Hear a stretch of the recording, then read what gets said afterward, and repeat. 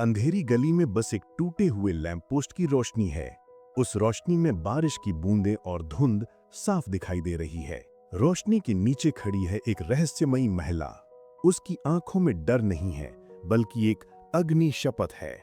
वो जानती है कि ये शहर उसे निगलना चाहता है, लेकिन वो इस अंधेरे को हमेशा के लिए खत्म करने आई है। उसके हाथ में मौजूद पुरानी थैली मानो किसी गुप्त हथियार का ठिकाना है। कौन है ये महिला? उसकी गुप्त पहचान क्या है? वो इस भयानक रात में अकेली क्यों है? वीडियो को अंत तक देखें। रहस्य और खतरा मानो अंधेरी रात के दो साथी हैं। रात के ठीक 2:17 हुए हैं। कोलकाता शहर के एक सुनसान कोने में, जहां पुराने दिनों का इतिहास और आधुनिक अपराध की छाया मिलती है, वहां बारिश से भीगी सड़क पर अदिति सेन अकेली चली जा रही हैं। आसमान से हल्की हल्की बारिश हो रही है, जो सड़क के लैंप पोस्ट की रोशनी में चमक रही है।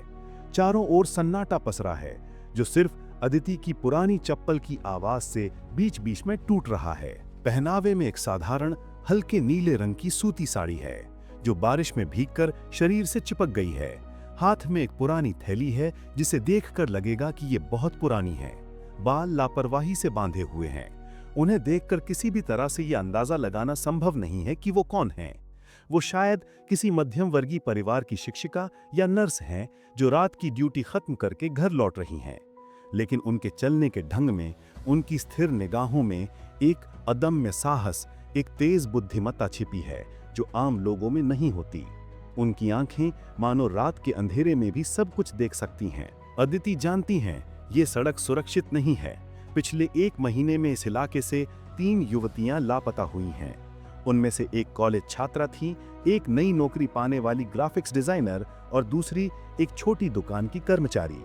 उनके लापता होने की घटना का कोई गवाह नहीं है, कोई सबूत नहीं है। पुलिस इस घटना को महज आत्महत्या या पलायन बताकर दबाना चाहती है। फाइलें बंद कर दी गई हैं, लेकिन अदिति के पास दूसरी जानकारी है। उनके पास मौजूद गुप्त डायरी बता रही है कि इसके पीछे एक शक्तिशाली गिरोह है, जो सत्ता और पैसे के दम पर कानून को ठेंगा दिखाता है। इस गिरोह का जाल बहुत दूर तक फैला हुआ है। अदिति मन ही मन सोचती हैं, इस भ्रष्टाचार की अंधेरी दुनिया को खत्म करना ही होगा, इस गुप्त मिशन को सफल करना ही होगा। अचानक एक काले रंग की एसयूवी तेजी से आकर उनके बगल में रुकी। गाड़ी की हेडलाइट्स अदिति की आंखों पर पड़ी। वो एक पल के लिए ठिठकीं, लेकिन उनकी आंखों में कोई घबराहट नहीं थी। गाड़ी का शीशा नीचा हुआ। अंदर बैठे 2 हट्टे-कट्टे लोग थे। उनकी आंखें मानो रात के अंधेरे में जल रही थीं। उनकी आंखों में क्रूरता साफ थी। एक, जिसके चेहरे पर घनी दाढ़ी थी, उसने कर्कश आवाज में कहा, इतनी रात को अकेली कहां जा रही हो सुंदरी? ये सड़क तुम्हारे लिए सुरक्षित नहीं है। चलो, हम तुम्हें सुरक्षित पहुंचा देते हैं। उसके बोलने के लहजे में कोई हमदर्दी नहीं थी, बल्कि एक तरह की लुटेरे वाली हंसी थी। अदिति रुकी नहीं। उनका चेहरा शांत था, लेकिन अंदर तूफान था। वो जानती हैं कि जरा सा भी डर दिखाया तो वे फायदा उठाएंगे। वो चलती रहीं, जैसे उन्होंने उनकी बात सुनी ही ना हो। इस बार वो आदमी गाड़ी से नीचे उतरा। उसके हाथ में एक चमकीला चाकू था, जो लैंप पोस्ट की रोशनी में चमक रहा था। उसके शरीर से शराब की तेज गंध आ रही थी। भयानक हंसी हंसते हुए उसने कहा, ज्यादा हिम्मत दिखाना बुरा होगा। हम तुम्हें एक मौका दे रहे हैं। ये दृश्य देखकर कोई भी आम इंसान चीख उठता या जान बचाने के लिए भागता, लेकिन अदिति अलग मिट्टी की बनी थीं। उन्होंने धीरे से अपनी थैली जमीन पर रखी। उनकी आंखों में आंखें डालकर बोली, मैं वो चीज ढूंढ रही हूं जिसे तुम इस शहर से छिपा कर रखे हो, और मैं जानती हूं कि वो तुम्हारे पास ही है। वो आदमी हैरान हुआ। उसकी हंसी अब चिड़चिड़ाहट में बदल गई। तुम किस बारे में बात कर रही हो? पागल हो क्या? हम तो बस तुम्हें घर पहुंचाना चाहते हैं। पागल नहीं हूं, अदिति ने शांति से जवाब दिया। उनकी आवाज दृढ़ और आत्मविश्वास से भरी थी। मैं वो सच ढूंढ रही हूं जिसे तुम पैसे और सत्ता की आड़ में दबा चुके हो। लापता लड़कियों का रहस्य, तुम्हारा बॉस कौन है, मैं जानती हूं, और मैं ये भी जानती हूं कि इस अपराध गिरोह का जाल कितनी दूर तक फैला हुआ है। वो आदमी अब और नहीं बोला। उसकी आंखें गुस्से से लाल हो गईं। वो चाकू लेकर अदिति की ओर झपटा। ठीक उसी पल अदिति के हाथ में मौजूद पुरानी थैली से एक छोटी लेकिन शक्तिशाली टॉर्च निकली। उन्होंने सीधे उस आदमी की आंखों में रोशनी डाली। वो आदमी एक पल के लिए अंधा हो गया। उसकी आंखें चौंधिया गईं। और उसी एक सेकंड के मौके का फायदा उठाकर अदिति ने अपनी आत्मरक्षा की तकनीक का इस्तेमाल किया। वो एक तरफ हटकर उस आदमी की कलाई पर इस तरह वार किया कि चाकू छिटक कर दूर गिर गया। इसके बाद एक सटीक कराटे चॉप से वो आदमी जमीन पर गिर पड़ा। उसके मुंह से कराहने की आवाज निकली। गाड़ी के अंदर बैठा दूसरा आदमी हक्का बक्का रह गया।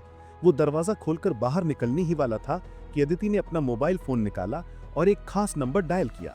उनकी आवाज अब बदल गई। वो किसी साधारण लड़की की आवाज नहीं थी, वो अधिकार की आवाज थी जिसे सुनकर कोई भी उच्च अधिकारी भी सैल्यूट करेगा। Mission activate. लोकेशन पुराने पोस्ट ऑफिस का मोड़। कोड अग्निवीणा। मैं Aditi Sen, special investigation unit. मुझे बैकअप नहीं, मीडिया चाहिए।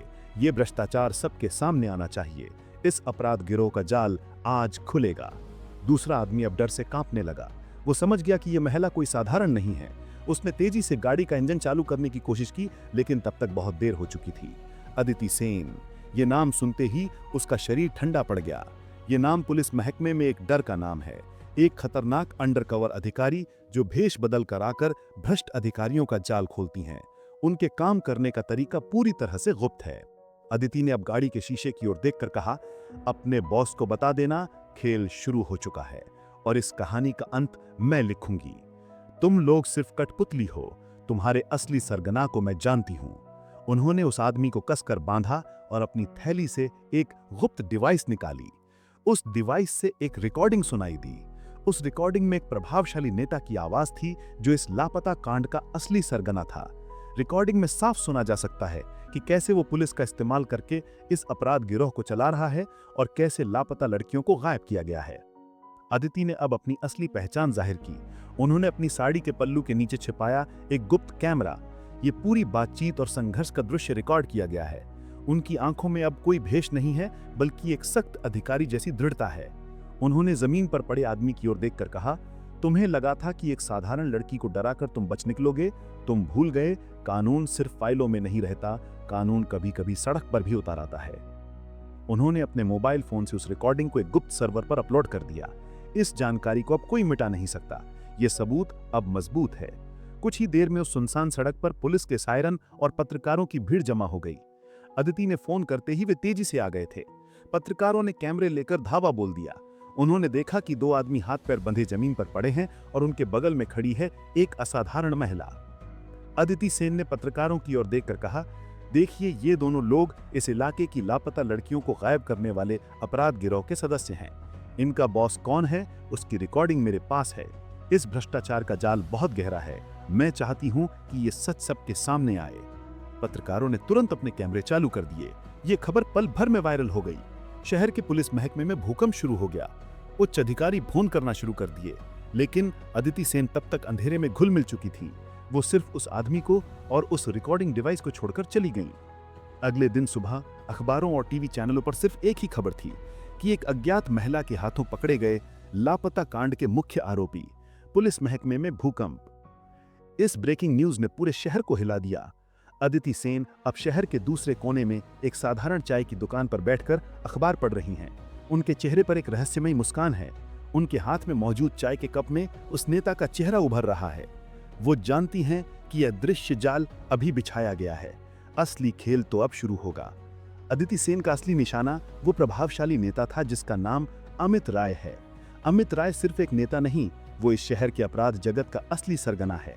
उसकी सत्ता इतनी है कि पुलिस भी उससे डरती है। अदिति ने अपनी चाय के कप की आखिरी घूंट ली। वो जानती हैं कि यह मिशन अभी खत्म नहीं हुआ। यह छोटा सा एक्शन सिर्फ एक चेतावनी थी। अमित राय अब सतर्क हो जाएगा, लेकिन अदिति ने उसके लिए एक और गुप्त जाल बिछा रखा है। उन्होंने अपनी थैली के अंदर से एक पुरानी तस्वीर निकाली। तस्वीर में एक छोटी लड़की हंस रही है। वो लड़की ही पहली लापता हुई युवती थी। अदिति की आंखें नम हो गईं। यही निजी कारण उन्हें इस भयानक रास्ते पर खींच लाया है। अदिति सेन वो सिर्फ एक अंडरकवर अधिकारी नहीं है, वो एक बदला लेने आई महिला है। उनकी अग्नि शपथ है इस भ्रष्ट सिस्टम को तोड़ देना। कहानी का अंत धुंध बरकरार रखते हुए अमित राय अपने आलीशान दफ्तर में बैठकर टीवी चैनल देख रहा है। उसके चेहरे पर गुस्सा और डर है। उसने अपना फोन उठाकर किसी को निर्देश दिया, किसी भी कीमत पर उस महिला को ढूंढो। उसने मेरी गुप्त जानकारी लीक की है। लेकिन वो नहीं जानता कि उसका दुश्मन कौन है। वो सिर्फ इतना जानता है कि उसका खतरा अब उसके बहुत करीब है। अदिति सेन ने वो तस्वीर थैली में रखी और खड़ी हो गईं। उनका अगला कदम क्या होगा ये कोई नहीं जानता। वो शहर की भीड़ में चली गईं। उनका अदृश्य जाल अब अमित राय के चारों ओर कस रहा है। क्या अमित राय जान पाएगा कि उसका असली दुश्मन कौन है? अदिति सेन का अगला कदम क्या होगा? कहानी का दूसरा भाग देखने के लिए सब्सक्राइब करके हमारे साथ बने रहें। इस सस्पेंस थ्रिलर का अंत देखना न भूलें।